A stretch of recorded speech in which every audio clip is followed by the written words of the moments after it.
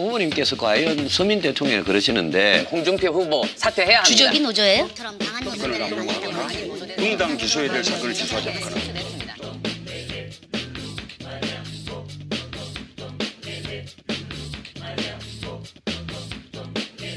문 후보님이 대통령이 되시면 보수 불태우겠다고 했거든요. 그럼 나는 화형당하겠네요. 하하하하 횃불 발언 이야기합니까? 가짜 보수 정치 세력 이 병양 횃불로 모두 불태워버린 시작이라고. 아니 보수 불태우겠다고 했죠. 언제요? 그 지난번에 이야기했잖아요. 한번 할 때마다 거짓말하면 어떡해요. 지금 노무현 대통령이 뇌물 받았다고 말씀하신 겁니까? 그렇습니다. 예, 아닙니다. 그리고 그 말씀은 책임지셔야 합니다. 아니 책임지다니 이게 중앙수사부에서 발표한 겁니다. 사실이 아닌 것으로 확인됐고 아니 저는 또 알지 알았습니까? 못한 몰랐습니다. 사실입니다. 계좌까지 다 나왔습니다. 그거 알았습니까? 몰랐습니다. 몰랐습니다. 책임지셔야 합니다. 그러면 박근혜 대통령은 최순실이 몰랐다잖아요. 박근혜 대통령은 멀리 떨어져 있는데 어쩌다 들어왔다 하는데 몰랐다고 하는데 지금 감옥 들어갔어요. 홍준표 보세요. 의원님 검사 출신 아닙니까? 아니, 대한민국 검찰이 아니, 제가 박근혜 대통령이 아니, 죽음이라고 제가 구속했는데 주도권을 하고 그걸 부정하는 겁니까? 아, 주도권.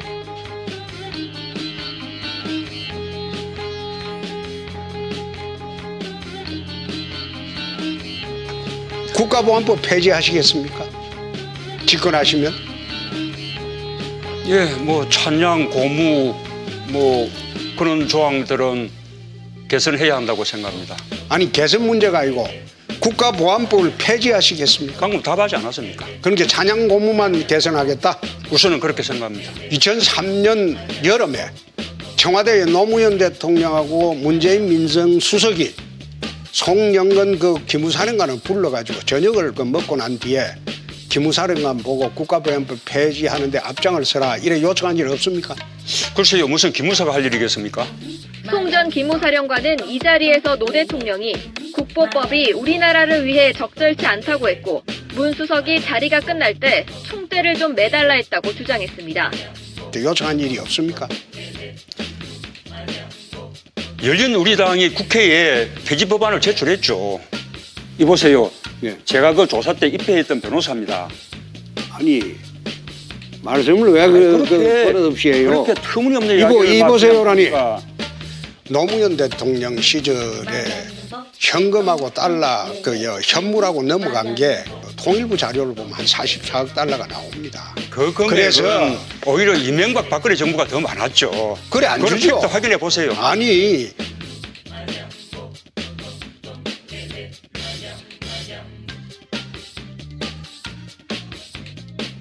아니 그래 돈을 줬기 때문에 그 돈이 다 해기돼서 내려온 것 아닙니까? 하나만 더. 예.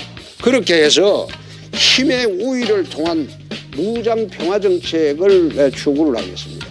김정은이 이제 그 눈치 보면서 구걸을 해서는 안 됩니다. 뭐 깡패도 아니고 맨날 그 상남이나 하고 내가 대통령 되면 그 제압하겠습니다. 이제 대통령이 되고자 나오신 분이면 당선이 되면 헌법을 수호해야 되는 것 아닙니까? 그렇습니다. 그런데 지금 그 발언은 헌법에 대해서 정면 도전이고 그러면 대통령직을 수행할 자격이 없다 그렇게 판단할 수 있는 것 아니겠습니까? 재판에 대한 비평은 자연스럽게 할 수 있습니다.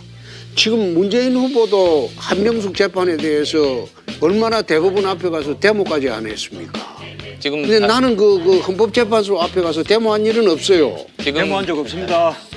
오늘 대법원이 그 잘못된 항소심의 판결을 그대로 추인한 것은 정말 유감입니다. 예, 뭐가 기종노제 고용 세습 문제, 자기가 퇴직하면 자식이 이어갖고 하는 문제. 잘못됐죠. 잘못됐죠. 그런데 지금 사실 강성 기종노조가 지배하고 있는 작업장에 그 전부 단체 협약을 보면 고용 세습 조항이 있습니다. 그 어떻게 하시는 게 좋겠습니까? 진주의료원도 그래서 폐업해버렸습니까? 진주어려는 없습니다.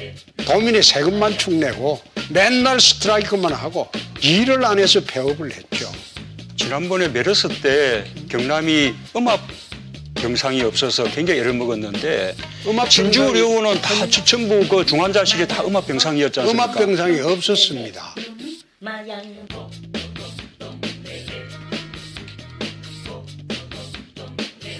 그래서 방금 중수부장 뭐 조수에 뭐 이랬다라는 것은 지금 터무니없는 거짓말을 좀 하고 계신 거예요. 예. 지금 우리 또 거짓말을 홍준표 한다고. 후보님 쭉 토론 태도를 어떻게 보면 저런 분이 그것을 대통령 되면 국민을 갖다 얼마나 물어보는 것도 아니고 문재인 대통령께서 취임사에 이런 말을 했어요. 기회는 평등하고 과정은 공정하고 결과는 정의로울 것이다. 문재인 정부는 그렇게 할 것이다. 근데 이번 조국 사태에는 기회가 평등했습니까? 과정이 공정했습니까? 결과가 정의로웠습니까? 다 아니거든요. IMF 이후에 경제가 내리막길 간 것은 18개월이 최장이었어요. 근데 지금 문 대통령 들어오고 이달까지 26개월째 경기가 하강 국면입니다. 그거는 제 말이 아니고 통계청 발표입니다. 그만큼 경제가 어렵죠. 힘들어지고 있다. 근데 경제가 힘드니까 처음에는 전 정권 탓을 했어요. 박근혜 때문에 그렇다. 근데 요즘 와서 문 대통령 어제부터인가 세계 경제가 그렇다. 이제 세계 경제 탓을 하더라고. 핑계로 성공한 사람은 대한민국의 김건모뿐이야. 이 국민 세금 3천억씩 들인 비행기를 자기가 해외 출장 가는데 자가용처럼 사용한다? 전용기로 타고 나오는 이해를 하지 마. 국방부 장관 전용기가 어디 있어요? 어떻게 전투용 장비를 자기 전용기를 타고 해외 출장 간다? 이게 상식적으로 말이 돼요? 그러면 국내에서 탱크 타고 다녀도 되겠네? 안전하게, 교통사고 안 나게.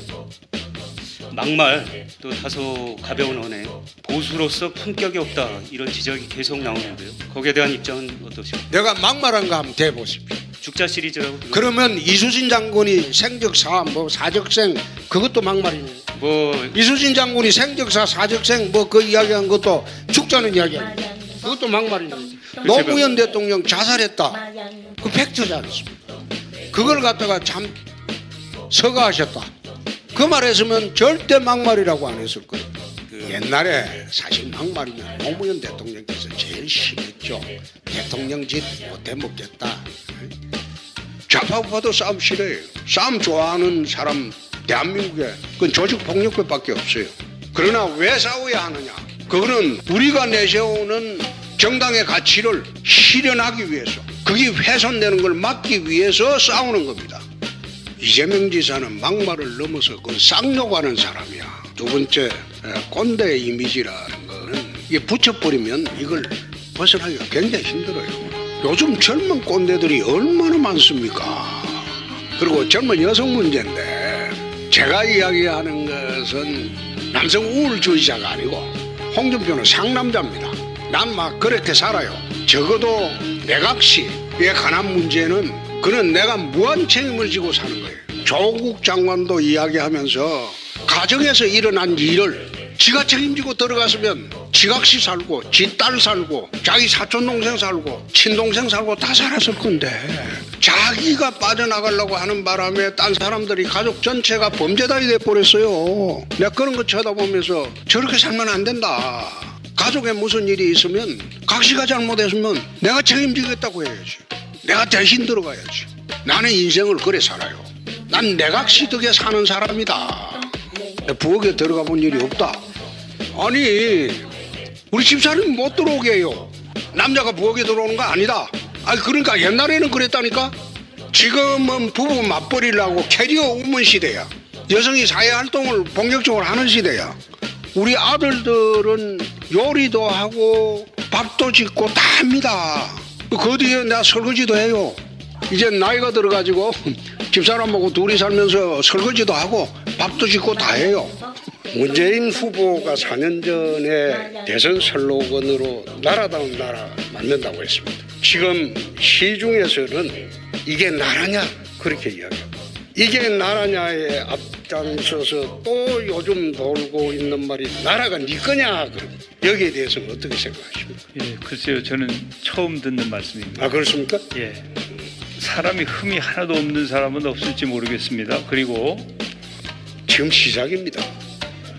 당장 우리가 만들어낸 문제는 아니지만 그래도 여기에 대한 책임은 우리 정부가 지고 그걸 수습하기 위한 노력을 열심히 해야 된다고 생각하고 있습니다. 경복궁 무너지면 대원군 탓하면 되겠네. 그런 부분까지 지금 수사를 하고 있는데 수사가 안 될 리가 있습니까? 만무한 종이 우리나라 감사원은 회계감사뿐만 아니라 정책감사도 하도록 되어 있습니다. 법안 보시죠. 이제 할 수는 있는데요. 할 수는 있는데 그걸 그렇게 조자룡 헌칼 휘두르듯이 휘둘리면 안 되죠. 정세를 하는 거. 이 조세 종목과 세율은 법률로 정한다 되어 있습니다. 행정기관이 마음대로 이렇게 공시지가 올려가지고 정세하는 것, 이거 헌법 위반 아닙니까? 조세 종목과 세율은 법률로 정한다고 되어 있는. 그렇죠. 예. 법률이 아니고 행정기관이 세율을 마음대로 정하는 것이 되어버렸다 이 말이에요. 또 코로나가 밤 9시 이후에만 창궐 합니까?